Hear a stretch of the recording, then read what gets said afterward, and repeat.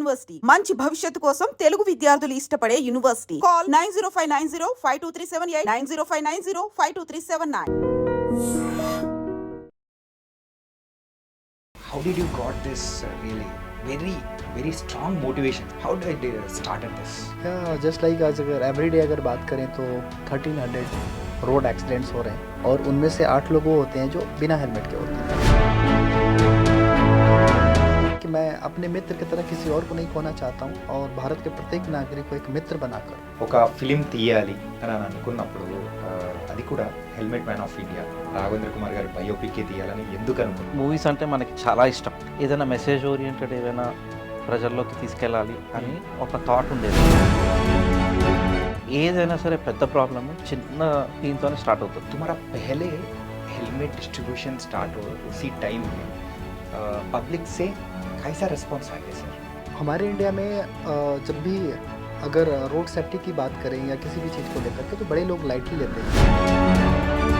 अपनी एक लड़ाई है 1.4 बिलियन तक पहुंचने के लिए। కానీ ఈయన స్టోరీలో మీకు బాగా నచ్చిన పాయింట్ అంటే ఏం చెప్తారు? హెల్మెట్స్ డిస్ట్రిబ్యూట్ చేయాలి, డొనేట్ చేయాలన్న ఇండియాలోని ఎవరైనా చేశారా ఇది వరకు?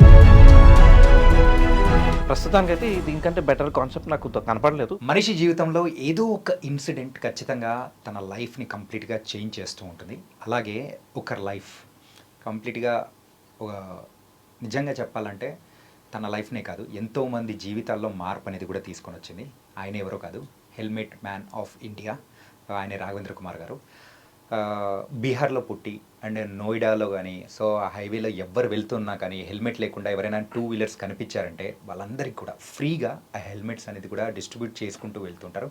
ఆయనకున్న ఇల్లు కానీ అండ్ వాళ్ళ వైఫ్ నగలు కానీ ఇలా ఏవి లెక్క పెట్టకోకుండా మరి ఇవ్వడమే తన పరమ ధ్యేయంగా పెట్టుకొని మరి ముందుకెళ్తున్నారు రాఘవేంద్ర కుమార్ గారు.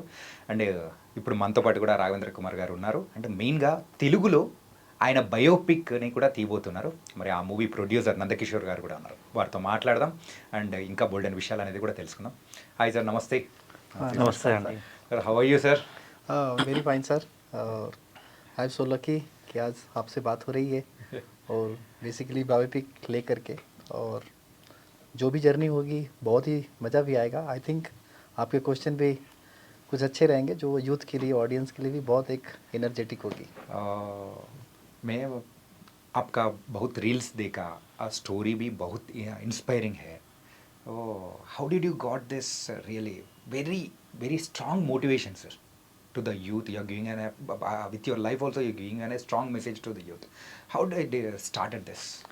या जस्ट लाइक आज अगर एवरीडे अगर बात करें तो हमारे जो देश की सड़कों का हाल है शाम के वक्त हो रहे हैं एवरीडे, मतलब 1300 रोड एक्सीडेंट्स हो रहे हैं। हाँ. जिसमें शाम होते होते 500 चिताएँ, मतलब 500 लोगों की डेथ होना, शमशान घाट में लाशें जलना। This is the big loss ये हमारे कंट्री के लिए। और 1 घंटे की बात करें तो 1 घंटे में 20 लोगों की डेथ हो रही है और उनमें से 8 लोग वो होते हैं जो बिना हेलमेट के होते हैं। तो यही है कि मेरे लिए सड़क दुर्घटना एक अदृश्य युद्ध है। युद्ध इसलिए कि इतनी मौत, जो 2 लाख जो आंकड़े हैं हमारे इंडिया के, 3.5 लाख लोग घायल, इतनी मौत 5000 वर्ष पहले किसी युद्ध में हुआ करती थी। आज बिना किसी युद्ध के भारत की सड़कों पर हो रही है। तो जो मेरा मोटिवेशन है, एक जस्ट लाइक मैं एक वार, एक लड़ाई लड़ रहा हूँ ताकि अपने भारत के यूथ को और उन परिवारों को जो इस आज़ाद भारत के अंदर खुशहाल होने का हक है वो हक देने के लिए, क्योंकि 11 वर्ष पहले मैंने अपने मित्र को खोया एक हेलमेट ना होने की वजह से।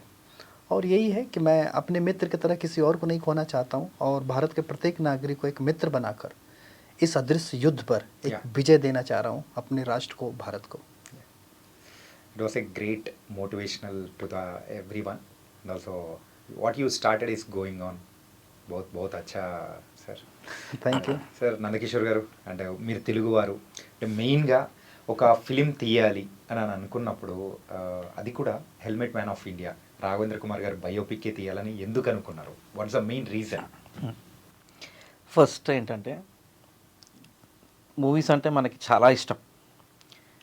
అండ్ మూవీస్తో పాటు ఏదైనా మెసేజ్ ఓరియంటెడ్ ఏమైనా ప్రజల్లోకి తీసుకెళ్ళాలి అని ఒక థాట్ ఉండేది.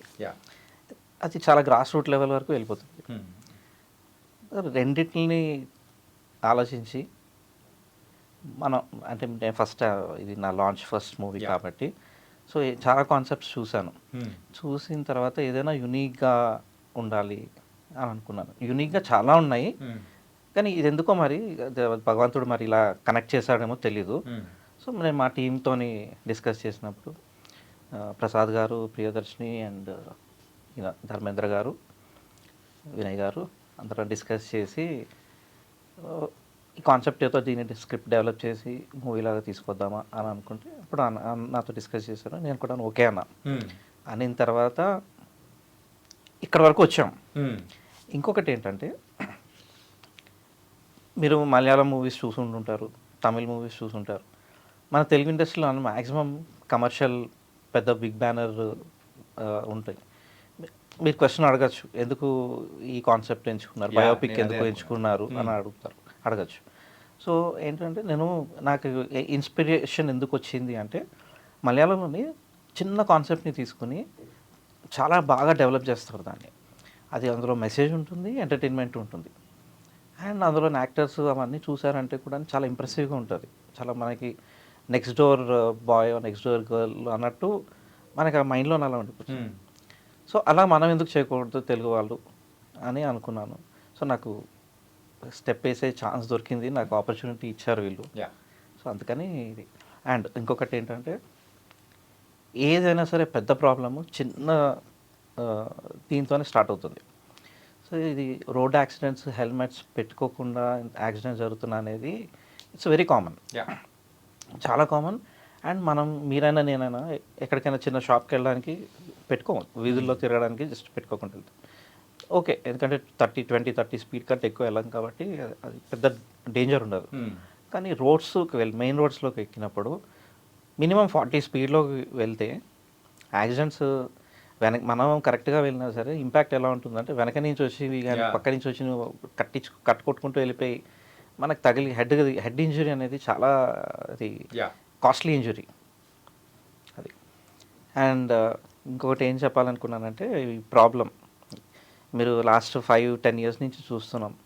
మనకి మోడీ గారు గవర్నమెంట్ నార్మల్ కామన్ ప్రజల్ని ఐడెంటిఫై చేసి వాళ్ళని సత్కరించారు, Yeah. పద్మశ్రీలు అవార్డ్స్ ఇస్తున్నారు. Hmm.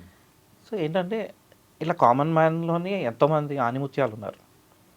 సో ఈ కాన్సెప్ట్ని తీసుకుని ప్రజల్లోకి వెళ్ళి అంటే ఆడియన్స్, మనకి మూవీ అంటే ఇష్టం ఉన్న ఆడియన్స్కి వెళ్ళి చూపెట్టి కొంచెం అందరికీ బాగా అర్థమయ్యేలాగా వెళ్ళి అవేర్నెస్ పెరుగుతుంది అన్న ఒక్క విజన్ ఒకటి ఉంది. Okay. And as a producer నా స్వార్థం నాకు ఉంటుంది. సో నేను entrepreneur, investor, Yeah. So mutually benefit. Yeah. So వాళ్ళకి ఒక ఐడెంటిటీ కావాలి, డైరెక్టర్స్ వాళ్ళు బాగా So, తీసారంటే ప్రొడ్యూసర్ గా మీరు ఇంట్రడ్యూస్ అవ్వాలి అంటే ఒక యూనిక్ కాన్సెప్ట్ Concept. రావాలి. అది కూడా Exactly. Helmet man of India అయినా రాఘవేంద్ర కుమార్ గారి స్టోరీతో వస్తే దట్ వాస్ డిఫరెంట్ లాంచింగ్ అనుకున్నారు. అబ్సల్యూట్లీ. Super sir. కానీ ఒక మంచి ప్రయత్నం అనేది కూడా చేయబోతున్నారు. सर आपकी तरफ से ये पहले नंदकिशोर साहब आए तो तुम्हारा दिमाग में क्या चलता है सर? ये तुम्हारा कहानी ये लोग मूवी से आए तो ऐसा, व्हाट्स योर ओपिनियन ऑन? नहीं, एक तो मैं थैंक करता हूँ, एक तो बचपन से जो तेलुगु मूवी देखा करता था, बड़ा अच्छा लगता था एक्टर को, लेकिन मुझे नहीं पता था कि thanks for the Dharmendra Baghel ji जो इस फिल्म के डायरेक्टर हैं. ओके. उनसे बात हुई, बट मुझे भी थोड़ा सा शौक लगा कि अभी मेरी लड़ाई चल रही है. Yeah. क्या एज अ फिल्म मतलब चीज़ों को, क्योंकि मैं खुद ही एक जंग लड़ रहा हूँ और एक अलग वो चीज़ है. तो बट उन्होंने जिस तरीके से मेरी ही स्टोरी को चीज़ है उन्होंने कंपेयर किया कि और भी पहले भी जो स्टोरी है फ्रेंड्स के ऊपर, एक हाँ. मदर के ऊपर, ऐसे भी बहुत सारी. तो फिर मैं लगा ठीक है, दैट्स फिर यहाँ पर हैदराबाद आने के बाद प्रसाद सर से मिला. हाँ. Nandkishore sir is a good man, सारा चीज़ है. फिर विनय, मनोज सर, प्रियदर्शनी जी, तो एक ऑल टीम ऐसा लगा कि just like we are a best friend. मतलब हम आई थिंक बहुत पहले से ऐसे दोस्त थे, ऐसा लगा मिल करके. और फिर दूसरी चीज़ की जो मेरी भी कहानी है हैदराबाद, मतलब ये यहाँ के जो स्टेट से रिलेटेड है, क्योंकि ये भी 2014 से स्टेट बना. और 2014 से मेरी सड़क दुर्घटना की एक लड़ाई मिशन की शुरुआत किया. तो कहीं ना कहीं इस स्टेट की जो प्रगति है तेलंगाना की, Yeah. और एक मेरी एक लड़ाई है, तो कहीं ना कहीं एक संदेशा भी रहता है। मैं जो इंसिडेंट एक ही एग्जैक्टली एक टाइम में स्टार्ट हुए ना। बिल्कुल बिल्कुल, तो एक रहता है कि मेरा नाम भी जैसे राघवेंद्र है, वो अलग बात है, यहाँ राघवेंद्र टेम्पल है जो स्वामी भी जो कहीं ना कहीं एक रहता है। तो आई थिंक डेस्टिनी उन्होंने चुना हो। और क्योंकि यहाँ की जो अपनी साउथ की जो भी फिल्में होती हैं वो बड़ा विजनरी होती हैं, वो यूथ के ऊपर पूरा एड्रेसिंग करती हैं। और किसी भी मतलब हमारे कल्चर्स को देखिए जो विलुप्त हो रहा है उसको वो जीवित रखना, और हमारे देश के प्रगति के लिए मतलब वो पिक्चर सोच करके बनाना। हाँ। क्योंकि आज भी हम अपने भारत को जो है एक विकसित राष्ट्र के रूप में जब भी कल्पना कर रहे हैं तो सड़क दुर्घटना एक आपातकालीन चुनौती के रूप में दिखाई दे रही है। तो कहीं ना कहीं फिल्में तो बहुत तरह की वो चीज़ें हैं, लेकिन जो देश के विकास के लिए इस तरह की चीज़ें, जो मैं एक लड़ाई लड़ रहा हूँ, भारत के 1.4 बिलियन नागरिक हैं, वो किस तरीके से एक योद्धा बने। और जब उन्होंने सर ने बताई वो चीज़ें धर्मेंद्र बघेल जी ने कि नहीं इस तरीके से, तो मुझे भी बड़ी खुशी हुई है। आई एम लकी पर्सन, और एक्साइटमेंट भी है कि नहीं ठीक है, आई थिंक कर सकते हैं। तो बस यही है कि आने वाले समय में जो मैं अभी सड़कों पर एक अकेला लड़ाई लड़ता था, लेकिन कहीं ना कहीं मूवी थिएटर के माध्यम से और इस मतलब एक इंडिया के अंदर एक बड़ा रिवोल्यूशन लेकर आने के लिए, क्योंकि ये सिर्फ पिक्चर ही नहीं, ये पिक्चर एक रिवोल्यूशन है। क्योंकि आज जो भी एक लड़ाई है, चाहे देश एक कॉमन मैन ही करता है। आज भारत की प्रगति के लिए चाहे हम चंद्रमा पे जाने की बात करें या किसी भी चीज़ में या वर्ल्ड में कहीं भी, एक नॉर्मल कॉमन मैन ही एक क्रिकेटर रही है, कुछ भी चीज़ें बनता है। तो जस्ट लाइक मैं भी एक कॉमन मैन हो सकता है। ये इस फिल्म के माध्यम से हमारा आज़ाद भारत एक खुशहाल भारत की एक बड़ी अपॉर्चुनिटी दे सके। ते बायोपिक का पहले क्या कहानी हो गए तो अब बात किया। So I have to ask you one thing sir. तो तुम्हारा पहले हेलमेट डिस्ट्रीब्यूशन स्टार्ट हो उसी टाइम में पब्लिक से कैसा रिस्पॉन्स आया सर? एक्चुअली हमारे इंडिया में जब भी अगर रोड सेफ्टी की बात करें या किसी भी चीज़ को लेकर के, तो बड़े लोग लाइटली लेते हैं। और आज देखा जाए तो हर दिन जिस प्रकार 1300 हादसे हो रहे हैं, 500 चिताएँ जल रही हैं, उनमें से कितने लोग इस लड़ाई को लड़ने के लिए आ रहे हैं। तो मेरी भी जो एज उस समय जब 11 वर्ष पहले अपने मित्र को खोया था, जो अपने माता पिता का इकलौता चिराग था, और 20 साल की मन्नतों के बाद हुआ था। और मेरे लिए वो पेन था, एक माँ से एक वादा, एक दोस्ती का, क्योंकि आज अपने जीवित दोस्त से न जाने कितने वादे करते हैं, भूल भी जाते हैं। लेकिन जो दोस्त को हमने वचन दिया था, दुनिया के लिए भले ही मर चुका है, लेकिन मुझे उसे जीवित करना था। तो मेरी लड़ाई ही थी कि मुझे जो मेरा ये है कि अपने दोस्त को जीवित रखना है, और जो माँ के आंखों में जो आंसू की जगह पर वो रक्त के आंसू थे, तो इस तरीके से जो पीड़ा किसी और परिवार के साथ ना हो। तो जब ये इंटेंशन लेकर के आप सड़क पे एक लड़ाई लड़ने के लिए उतरते हैं, तो कोई ज़रूरी नहीं कि दूसरा इंसान भी आपके बारे में ऐसा सोचे। उसका ये है कि बस डेस्टिनी दूरी तय करनी है, आप हेलमेट क्यों दे रहे हो, उसके बहुत सारे क्वेश्चन रहते थे। बट अगर आप किसी को सड़क पर एक फ्रेंड्स के लिए इनवाइट करें और बदले में कुछ हेलमेट दें, तो जाहिर सी बात है कि वो इंसान इंस्पायर होगा। वो सोचेगा अरे this is the good thing. But ये है कि आप अगर आप किसी को हेलमेट दे रहे हैं, वो एवरीडे न्यूज़ पेपर पढ़ रहा है, हर चीज़ को, दुर्घटनाओं को देख रहा है और समझ रहा है कि भाई भगवान भी बचाने के लिए नहीं आ रहा है, लेकिन एक व्यक्ति एज ए मित्र को खोने के बाद मुझे हेलमेट दे रहा है। और ऐसे जो लोग बिना हेलमेट के दूसरे लोगों की डेथ हो रही है, मैं खुद देख रहा हूँ न्यूज़ में, यानी कि ईश्वर भी चाह रहा है कि मैं आज वो चीज़ें रहूँ। तो कहीं ना कहीं उसकी सोच बदलती है। मैं तो अपने मित्र को नहीं बचा पाया, बट लोगों से ये चीज़ करता हूँ कि आपके पास ऑप्शन है। तो वो धीरे धीरे चेंज हुआ, लोगों के थॉट्स। हेलमेट देने से कई लोगों की लाइफ भी बची, तो वो मेरे पास भी आए। उनके लिए मैं एक अलग मतलब गॉड की तरह दिखाई देने लगा, या वो चीज़ें करने लगा। और ये धीरे धीरे जो थॉट्स होते हैं ना दूसरों के पास जाने का क्रम में, और वो उनसे इंस्पिरेशन मिलना कि हाँ गुड कॉज। पहले तो बेवकूफ़ी भरा वर्क था, ठीक है ना, बड़े वर्ष चैलेंजेस। बट जब आप रिजल्ट कोई चीज़ देखते हैं ना, और उसका लगता है कि नहीं आप कुछ एक अलग आपकी डेस्टिनी चाह रही है, जो आप लड़ाई लड़ रहे हैं, लोग भी आपके मित्र बन रहे हैं, तो लोगों की सोच बदलती है। But first time the very difficult, आपके लिए चैलेंज भी है, लोगों के थॉट्स का भी बदलना। और हमारा भारत भी इतना बड़ा है, एक समुद्र की तरह है, तो उसमें आपकी जो आइडियोलॉजी है, मैं सोचा कि सामने वाला क्या एक्सपेक्टेशन करेगा। बस अपनी एक लड़ाई है 1.4 बिलियन तक पहुंचने के लिए, आपकी अपनी जो शक्ति है उसे मजबूत रख करके चलते रहना है। Sir you are a great man sir. क्यों मतलब ये स्टार्टिंग डेज में ये हेलमेट डिस्ट्रीब्यूशन के लिए तुम बात किया ना, तेरे पागल है क्यों दे दिया हमको, ऐसा बात करेंगे, तो उनको रिजल्ट्स देने के बाद तुमको भगवान है sir. Exactly. So really you are a very great giving a motivation to the other people also. So it was nice sir. Sir actually ఇండస్ట్రీలోకి ఎవరైనా కానీ మనీ చేసుకోవాలని చెప్పేసి ఇట్లా వస్తూ ఉంటారు ఏదైనా చెయ్యాలి అని. సో అల్టిమేట్గా ఒక ప్రొడ్యూసర్కి ఒక మంచి స్టోరీ సాటిస్ఫాక్షన్తో పాటు అమౌంట్ అనేది కూడా వెరీ ఇంపార్టెంట్. కానీ ఈయన స్టోరీలో మీకు బాగా నచ్చిన పాయింట్ అంటే ఏం చెప్తారు సార్? ఇదే బయోపిక్గా తీయాలి, ఇదేరా బై అని చెప్పేసి అనుకునేది ఎప్పుడు?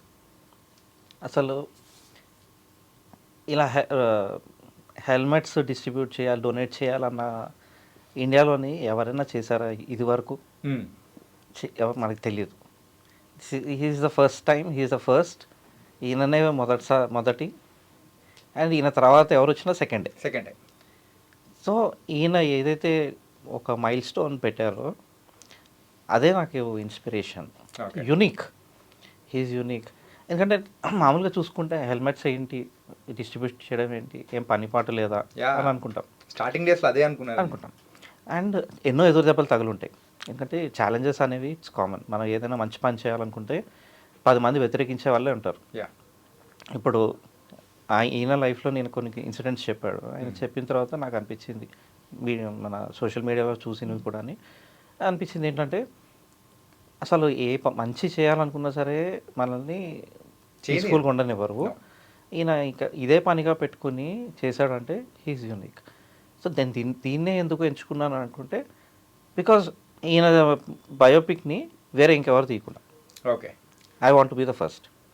అండ్ నేను ఇందాక చెప్పాను కదా, మన గవర్నమెంట్ అంతా కామన్ మ్యాన్ని సత్కరిస్తుంది అని చెప్పి.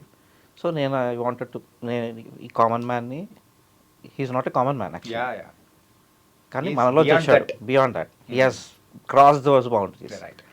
సో అది నాకు ఇన్స్పిరేషన్ అది.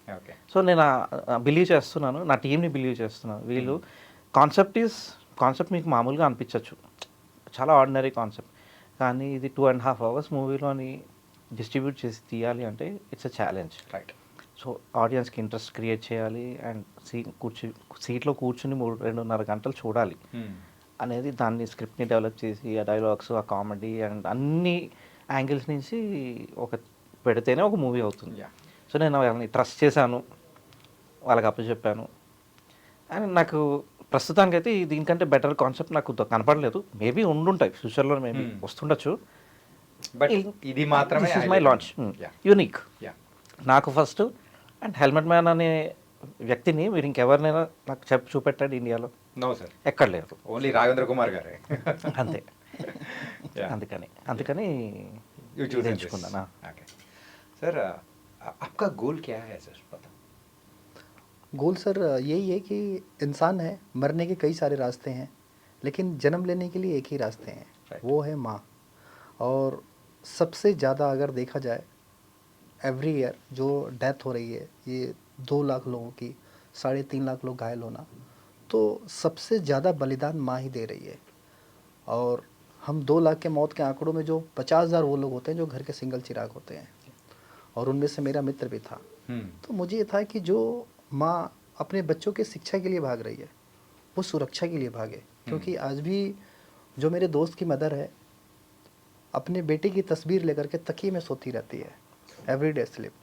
बट नो एनीबडी, किससे कंप्लेन करे वो? भगवान को भी, मतलब वो भगवान ने तो उसको 20 साल बाद पुत्र दिया, लेकिन वो भी छीन लिया. तो जिस परिवार में हादसे होते हैं, वो परिवार जीवन भर के लिए गूंगा बन जाता है. और आज तक किसी गूंगे की इतिहास न दुनिया ने सुनी, न उन्होंने सुना.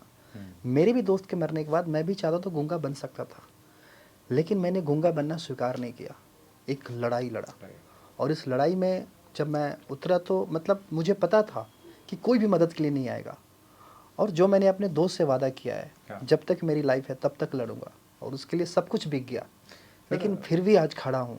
तो यही मेरा मकसद है कि हर माता को संदेश देना कि जिस तरह से अपने बच्चों के लिए, शिक्षा के लिए, सुरक्षा के लिए भागे, और वो कम से कम इस मेरे दोस्त के परिवार में जो गम है वो किसी और के परिवार में गम ना आए.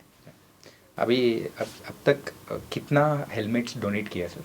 अभी जो पिछली 11 वर्षों में 22 राज्य का जो भ्रमण किया, उन सड़कों पर 70,000 से अधिक हेलमेट बांटा हूँ, और उनमें से 40 लोगों की ज़िंदगी बचाए हूँ, और सिलसिला अभी भी जारी है. 22 రాష్ట్రాల్లోని 70,000 హెల్మెట్లని డిస్ట్రిబ్యూట్ చేశారు, డొనేట్ చేశారు. Okay, so started from Noida. हाँ, नोएडा में मेरे फ्रेंड्स की रोड एक्सीडेंट नोएडा एक्सप्रेसवे पर हुआ था. और देन उसकी एक्सीडेंट मार्च में हुआ था, 28 मार्च को, फिर अप्रैल में डेथ हुआ। उसके बाद 1 मंथ बाद फिर घर जाने के बाद फिर शुरुआत कर दिया मैंने। सर इसी वादा स्टार्ट किया तो उसी टाइम में फैमिली का रिएक्शन क्या है सर? माई फैमिली, हाँ। माई फैमिली तो इसके लिए फर्स्ट इनिशियल टाइम में तो मैंने शो भी बताया भी नहीं, हम्म, उनको न्यूज़ के माध्यम से पता चला हाँ। कि इस मतलब आपका सन जो है वो इस तरह का कर रहा है। तो किसी भी फादर के लिए एक बड़ा चैलेंज रहता है कि जो सपने लेकर के एक आप अच्छी खासी नौकरी कर रहे हैं शहर में, आप अपने ड्रीम्स के मतलब एक माता पिता आपको एक आगे बढ़ते हुए देखना चाहते हैं, या और आप इस तरह के कार्य में मतलब क्या है उनके लिए एक शॉक्ड होना सब चीज़। लेकिन अगर आप ये होता है कि आपकी सही दिशा है और आप सही कर रहे हैं, तो माता पिता धीरे धीरे, उस समय तो उनका काम था समझाना, लेकिन जब दूसरों के माध्यम से, न्यूज़ मैगजीन के माध्यम से जब वो पढ़ते थे हाँ ये चीज़ें कर रहे हैं, तो उनके लिए एक मोटिवेशन वो चीज़ें था। तो कहीं ना कहीं इसमें मैं फैमिली मतलब मेरी वाइफ का भी अगेंस्ट थी, लेकिन उन्होंने Yeah. देखा कि जब ज़िंदगी बचने के बाद लोग घर तक आ रहे हैं, मतलब उनकी नज़र में मैं एक आम इंसान नहीं रहा, एक बल्कि कुछ एक अलग ही इंसान दिखाई दे रहा हूँ। तो लगता था कि आप एक अच्छा मतलब जो पोटेंशियल जो अपना समय दे रहे हो, वक्त दे रहे हो, अच्छे जगह पे दे रहे हो, तो फिर भी इस कार्य में जैसे घर का बिकना, ये सारा चीज़ों ना, वाइफ की ज्वेलरी नीलाम कर देना, हाँ। अगर मैं दुनिया को मित्र बनाने निकला पड़ा हूँ, अगर अपने घर वालों को ही, अगर वाइफ ही मेरी एक अच्छी मित्र नहीं है, तो अदरवाइज मेरा मिशन फेल है, Yeah. कोई उसका नहीं है। बट इस मिशन में उनका भी साथ होना, उनका भी त्याग देना, तो ये मेरी अचीवमेंट है। और मुझे दुनिया को सर्टिफिकेट देने की ज़रूरत नहीं थी कि जो मैं कर रहा हूँ गलत, दुनिया भले ही मुझे पागल कहे, Yeah. लेकिन अपने मदर फादर की नज़रों में आप हीरो हैं, अपनी पत्नी के लिए हीरो हैं, अपने बेटे के लिए वो चीज़ है, तो फिर आपको क्या चाहिए? फिर यही लड़ाई, क्योंकि मुझे उस न्यूक्लियर फैमिली को ही सेव करना है कि जो कि आए दिन हादसे में सड़क के शिकार हो रहे हैं। बहुत जो ऐसे महिला हैं अपने पति की ज़िंदगी बचाने के लिए ट्रामा सेंटर में, क्योंकि हमारे भारत के अंदर 70% लोगों के पास कोई एक्सीडेंटल बीमा नहीं है, ना कोई सेविंग मनी होती है। Yeah. मोबाइल फ़ोन भी टूट जाता है तो दूसरे से उधार लेके बनवाना पड़ता है।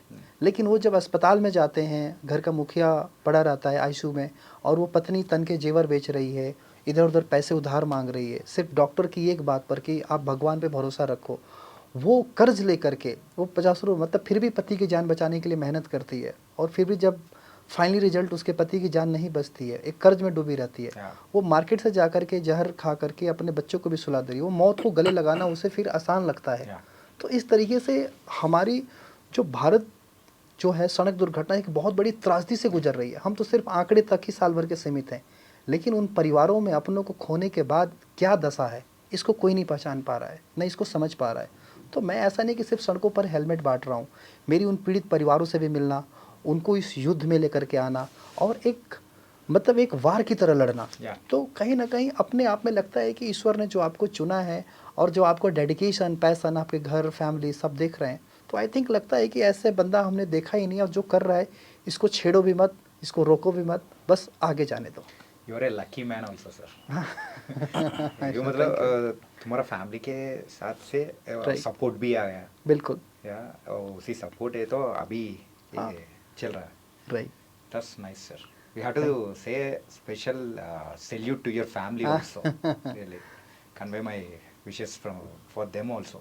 Really, sir. And sir, ఈ మూవీ అనేది ఓన్లీ తెలుగులోనేనా లేకపోతే అన్ని లాంగ్వేజ్ లో రిలీజ్ చేద్దాం అనుకుంటున్నారా? Multilingual Multilingual. టచ్ చేసి అన్ని లాంగ్వేజెస్ ఓకే, అంటే like pan Indiana? Pan India. Okay. Sorry, మరి ఎప్పుడు దీనికి సంబంధించిన డీటెయిల్స్ కానీ, అండ్ ఎవరు యాక్ట్ చేస్తూ ఉన్నారు, అండ్ ఎప్పుడు స్టార్ట్ చేస్తున్నారు ఏంటి? కొంతమందిని షార్ట్ లిస్ట్ చేసుకున్నాము. ఓకే. కాకపోతే ఈ కాన్సెప్ట్ ఎలా అంటే ప్రజల్లోకి వెళ్ళిపోవాలి కాబట్టి ఎవరు యాప్ట్ ఉంటారు అనేది డిస్కస్ చేసి ఫైనలైజ్ చేస్తాము. సో ఇంకా అదేం డిసైడ్ చేయలేదన్నమాట. వీళ్ళ ఉన్నారు కొంతమంది షార్ట్ లిస్ట్ చేసి పెట్టుకున్నాం యాక్టర్స్ని. ఓకే. అండ్ ఇంకోటి ఏదో అడిగారు క్వశ్చన్. అంటే మీరు తీసుకున్నది కూడా ఒక నార్మల్ స్టోరీ మాత్రం కాదు, ఎందుకంటే he's a common man became a super man. So మన మధ్యలోంచి వచ్చిన ఒక సూపర్ మ్యాన్ లాంటి పర్సన్. మరి అలాంటిది సినిమాటిక్గా ఎలా మీరు ప్రజెంట్ చేస్తారనేది we're waiting to watch it. Definitely నేను ఐఎమ్ ట్రస్టింగ్ మై టీమ్. వాళ్ళు బాగా చేస్తారు అని అనుకుంటున్నాను. మనం కూడా మన ఆడియన్స్కి, Telugu audience and pan India ఆడియన్స్కి మంచి మూవీని, memorable movie as well as message ఇవ్వగలిగిన మూవీ మనం తీయాలి, ప్రజల ముందు ఇవ్వాలి అని నేను ఎఫర్ట్ పెడుతున్నాం. ఓకే, చూద్దాం. అండ్ సార్ ఇందాక చెప్పినట్టు ఆయన స్టోరీలో there is a lot of things are there, and ఒక ఫ్యామిలీ గురించైనా కానీ, సో ఆయన ఫేస్ చేసిన స్ట్రగుల్స్ కానీ, సో ఒక ఫ్రెండ్ అని చనిపోయిన తర్వాత దాన్ని ఒక యుద్ధంలా తీసుకొని ముందుకు తీసుకెళ్ళడం కానీ, so there is a lot of twist and turns sir. It's an ఎమోషన్తో Yeah. ముడిపడి ఉంది మనకి. కొన్ని సీన్స్ చూస్తే అవి మనకి అలా గుచ్చుకుంటాయి మనకి, Yeah. మన చర్మానికి, హార్ట్కి. ఆ పెయిన్ అనేది ఇట్ షుడ్ క్యారీ. మనకి ఆ మూవీ చూసిన తర్వాత హెల్మెట్ బండి తీస్తేనే ఇంక మనకి హెల్మెట్ గుర్తుకు రావాలి. యా అలాగా అంత కాన్సెప్ట్ అంత సీరియస్గా దీన్ని చిత్రీకరిందామని వీళ్ళు చాలా ప్రయత్నిస్తున్నారు. యా సో ఒకటి కామెడీ, మనకి కామెడీ ఉండాలి కంపల్సరీ. ఉగాది పచ్చడిలో ఉండాలి, యా ఎగ్జాక్ట్లీ. సింపుల్గా మన చెప్పాలి. తెలుగు వాళ్ళకి చెప్పాలంటే తెలుగు ఉగాది వాళ్ళకి పచ్చడిలా ఉగాది ఉండాలి. పచ్చడి. సో కామెడీ, సీరియస్నెస్, ఇది ఎలాగా యాక్సిడెంట్స్ అవన్నీ చాలా జరుగుతున్నాయి కాబట్టి Hmm. కొన్ని ఫ్యామిలీస్ ఓవర్ నైట్ ఎలా రోడ్డు మీద పడిపోయి అన్ని కష్టాలు అనుభవిస్తారు.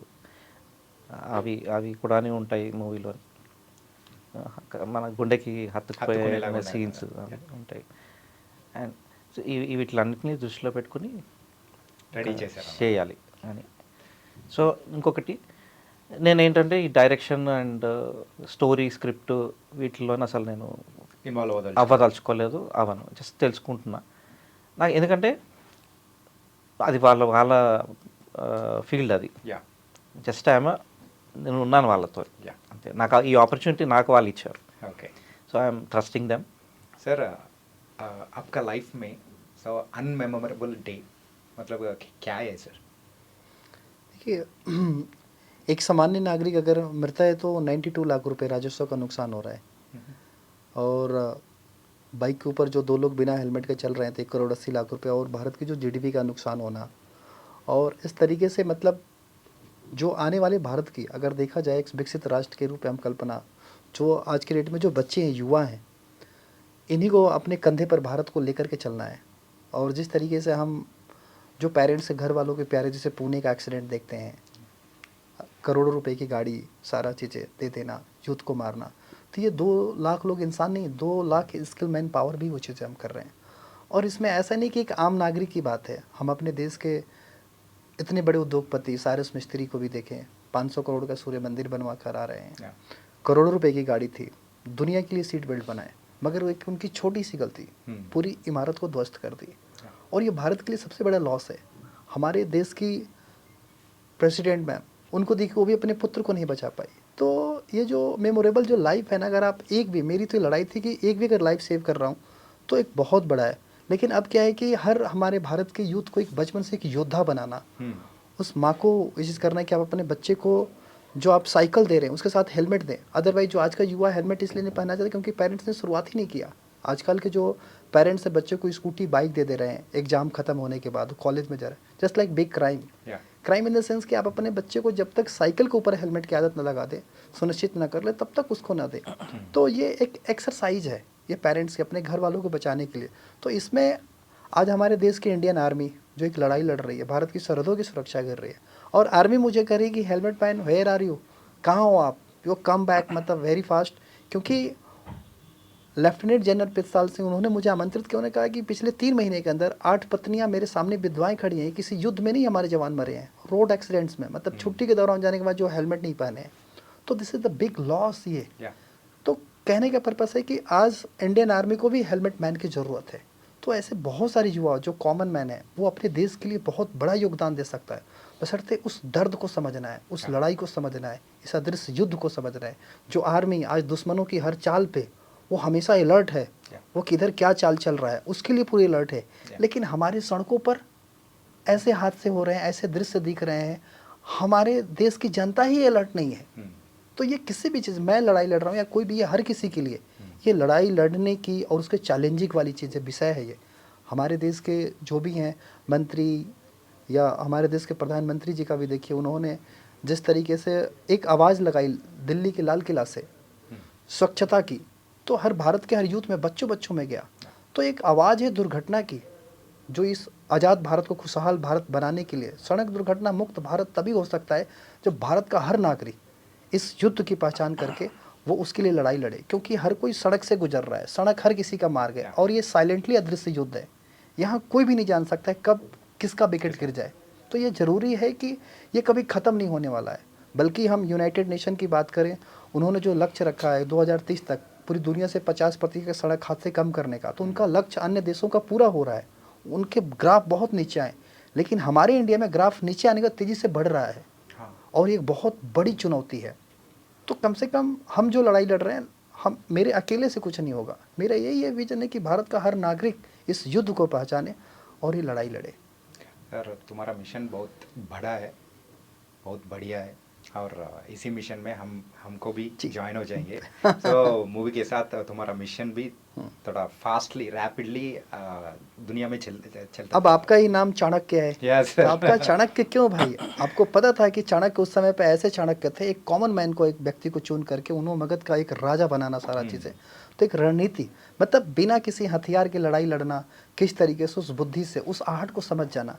तो उसी तरीके से हर नागरिक को एक चाणक्य बनने की ज़रूरत है। इस ऐसे विपत्ति को, संकट को पहचानने की ज़रूरत है। और वही चीज़ हमारे भारत के युवाओं में, नागरिक में कमी है। क्योंकि आजकल हर कोई देश को आज़ादी मिलने के बाद, पहले हम जब बचपन में थे तो चंद्रशेखर, भगत सिंह की सबकी तस्वीरें दीवारों पर हुआ करती थी। आज सिर्फ सरकारी दफ्तरों में दिखती है ये। भारत के युवा के अंदर वो जोश नहीं है कि हमें किस चीज़ से, तो जो लोगों को लगता है कि हम विकास कर रहे हैं, आप नहीं, टेक्नोलॉजी विकास कर रही है।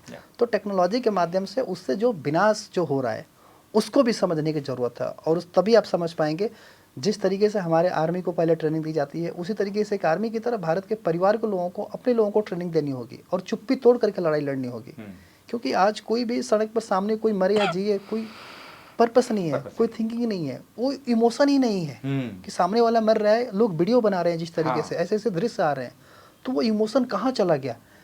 आज हम कुछ भी, एक लड़ाई की बात होती है, भारत पाकिस्तान की बात होती है, इमोशन ये सिंदूर का आप देख रहे हैं जिस तरीके से, ऐसे चीज़ें, वो आग है। तो ये लड़ाई, मतलब हमारे देश के 5 जवान शहीद हुए, लेकिन फिर भी ये कैसे चीज़ कर दिया। लेकिन हम हर दिन 500 लोगों को खो रहे हैं, चिताएं जल रही हैं। तो ये समझने की ज़रूरत है। तो वही चीज़ है, ये लड़ाई कभी ख़त्म नहीं होने वाली है, अदृश्य युद्ध, बल्कि जो जितना जल्दी इसको समझ पाएगा वो उतना तेज़ी से भारत को एक विकास की रफ्तार दे पाएगा। बहुत बहुत शुक्रिया sir. So thank you for coming our to our studio. And మీ ద్వారా అయితే హెల్మెట్ మ్యాన్ ఆఫ్ ఇండియా అని సో మూవీ ద్వారా కూడా ఇంకా బాగా పరిచయం చేయబోతున్నారు నందకిషోర్ గారు. సో మీకు కూడా specially thank you so much. ఇది అందరూ వినాల్సిన బయోపిక్గా మీరు తీర్చిదిద్దాలని కోరుకుంటున్నాము. Thank you sir. మీరు కూడా టైం ఇచ్చినందుకు చాలా కృతజ్ఞతలు.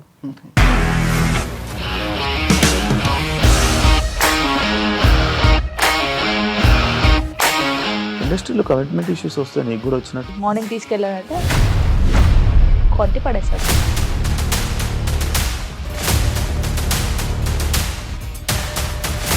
ఒక్కళ్ళు కూడా చూడలేదు ఈ సినిమా అని చెప్పడానికి కూడా చాలా ధైర్యం కావాలి. అది నిజం కదా, దాంట్లో ధైర్యం ఏంటి? ఇది నెక్స్ట్ డే ప్లేట్ మార్చేస్తే తప్పు కదా. As of now we are comfortable this అని నేను అనుకుంటున్నాను. రష్మిక గారిది మీది ఒకే ఊరు అంట కదా? నీకు కోపం వచ్చిందంటే బాగా తిట్టేత్తరా? తిట్టేద్దామండి.